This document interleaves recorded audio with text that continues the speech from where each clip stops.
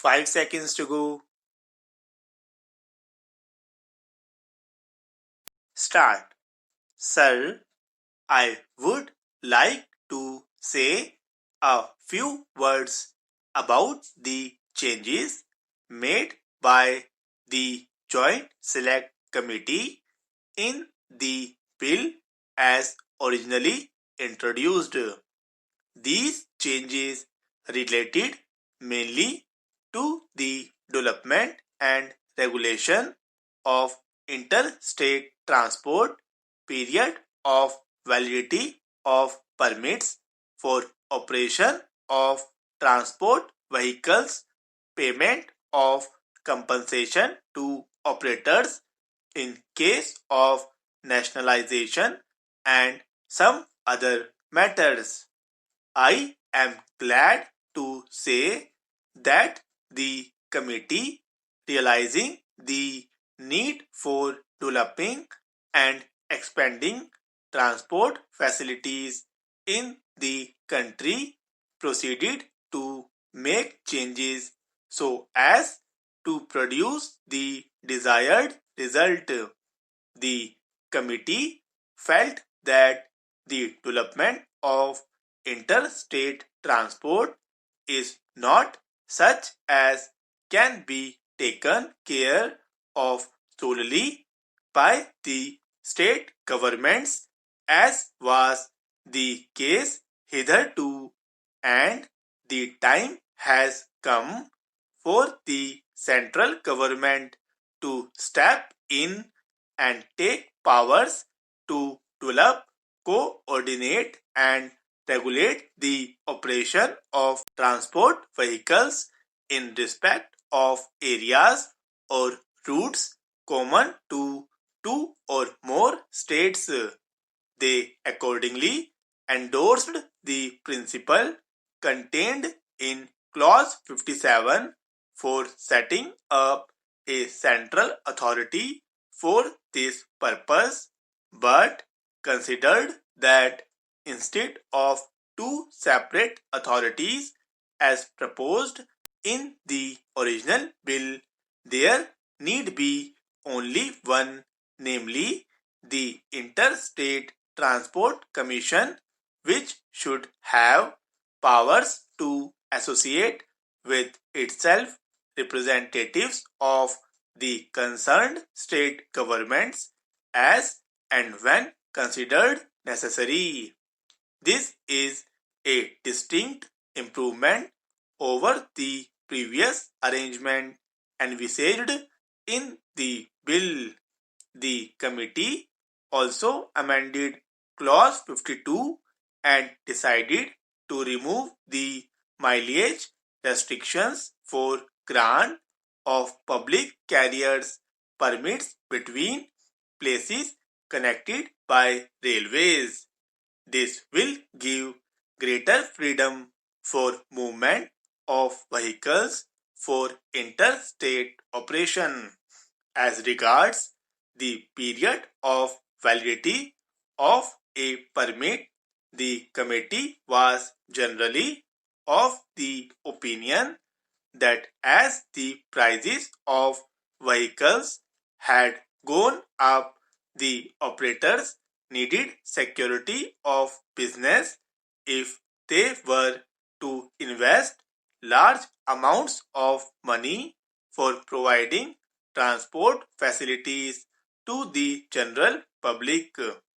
One method of ensuring this, it was thought, would be by increasing the period of validity of permits, and another by doing away with the present provision of giving preference to applications for renewal of permits over new applications.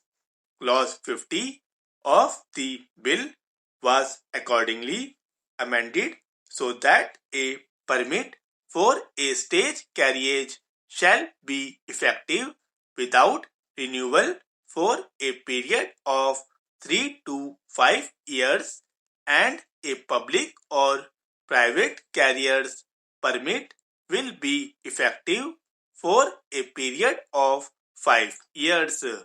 It was also decided to retain the original proviso in Section 58 of the Motor Vehicle Act that other conditions being equal, an application for renewal shall be given preference over new applications for permits.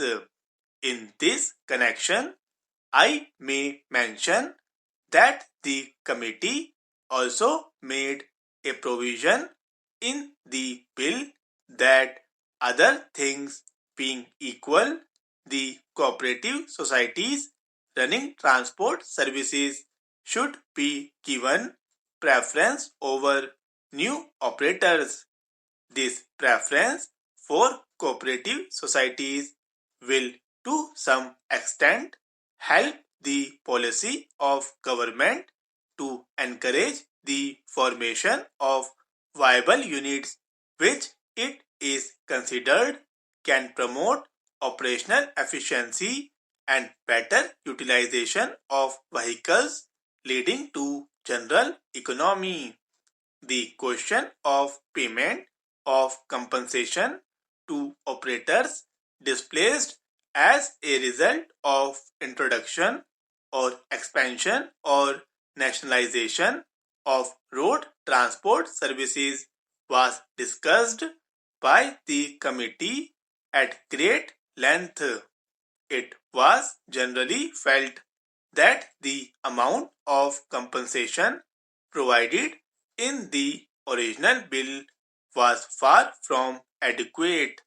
It was also urged that every time the compensation should be paid for non-renewal of permits and that the amount payable for the cancellation of a permit or the modification of the terms thereof should be fixed with reference to the earnings of the individual operator concerned. A view was also expressed that it should be obligatory on a state transport undertaking to acquire all the assets of a private operator in whose case permits were cancelled or the terms thereof were modified in implementation of an approved scheme for introduction or expansion of nationalized road transport services. After careful consideration of all these points, the committee decided that the amount of compensation originally proposed should be doubled. The committee thought that there was no question of compensation so far as non-renewal of a permit was concerned, as it did not involve any loss of business. Compulsory acquisition of assets was also not favored, as it was feared that a good deal of unserviceable vehicles would be passed on to nationalized transport undertakings and that would involve loss to the taxpayer. The question can very well be left to state governments who would be willing to take over serviceable vehicles and other useful equipment from private operators by negotiation.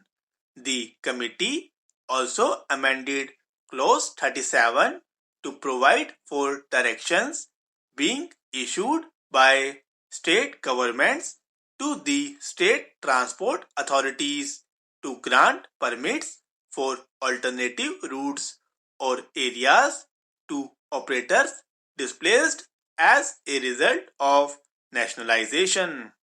This will help in rehabilitation of displaced operators and also lead to opening of more routes.